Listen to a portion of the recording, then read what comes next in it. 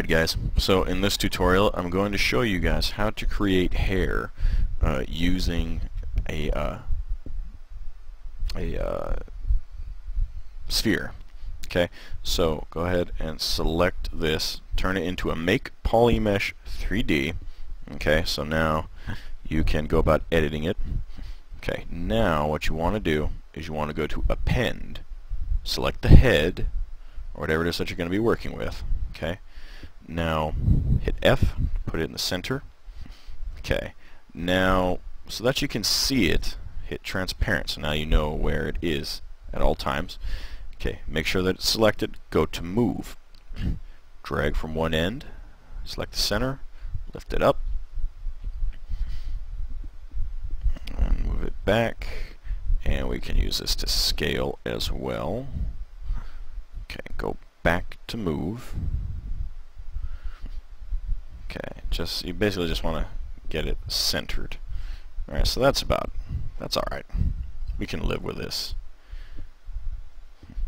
Okay, so depending on where you would like it. Okay, so let's just find a nice little spot here. Alright, that'll do. Generally, you want to have the poles at the top or wherever you want to simulate a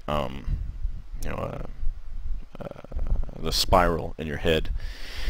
Okay, so from here, I'm going to go to Draw, and you're just going to start manipulating this mesh. Okay, so let's kind of change it around here.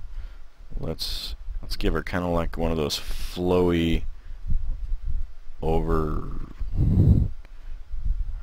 the head, kind of draping down a little bit.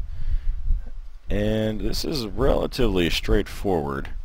You can create a multitude of different hairstyles with this kind of technique. I really like it a lot.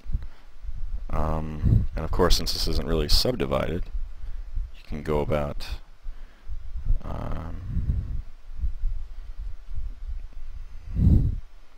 creating some really good, clean geometry there. See, as you can see, it's starting to get a little stretched out.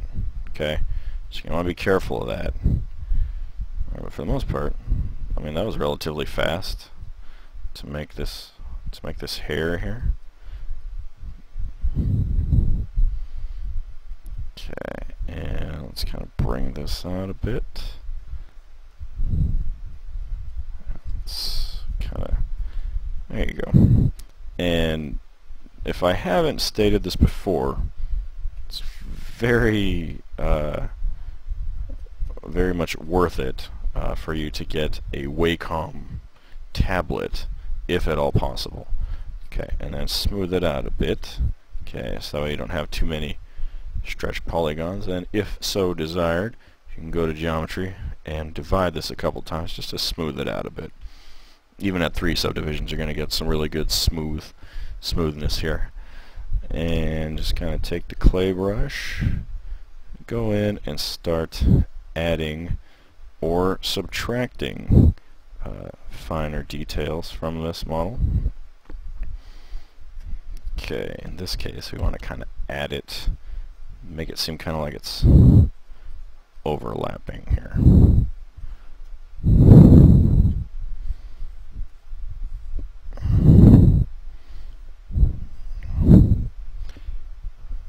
And mind you, I'm doing this really fast for the sake of time, with the utilization of proper technique. You can create some really cool stuff. Okay, so kind of give her a little part here,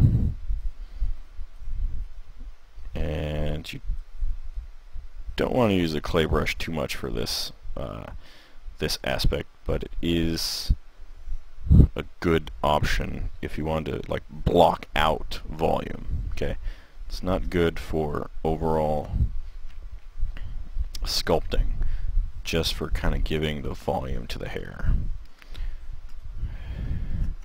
And as you can see, this is all done in real time. I'm doing this right now, and you know, it's only been 5 minutes. Okay, but then again, I do use this program avidly. But always remember this, okay? The tools that we use are just an extension of what we want to create. You know, or a better way to put this, the things that we use at our disposal are, not anything magical. It all relies on our abilities as artists to use these tools as effectively as we possibly can. Okay, so just keep that in mind. Okay, hold down L for lazy mouse. Kind of,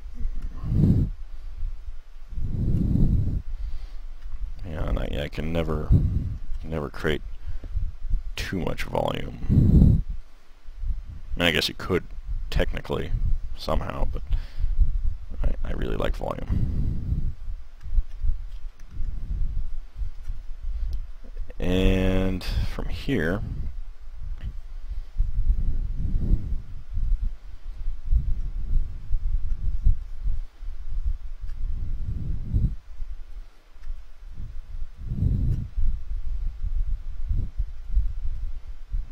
the smooth brush is coming up pretty soon here. We're going to need to use that just a little bit for certain spots. That was not the smooth brush. Okay, that was a good brush in and of itself. Alright, and so there you go. There is a quick head of hair for your 3D model. And just depending on how much or how little you use, you can use all kinds of different brushes to kind of give this like a cool look. In fact, I mean, you could even use the snake hook here. Go down here, say we wanted to kind of rough out her hair a little bit. Just kind of, it's a bit obsessive. I don't think this is quite necessary, but the point is that it is something that we have at our disposal. So, there you have it, guys. Hope you found this helpful. As always, if you like it, please rate it.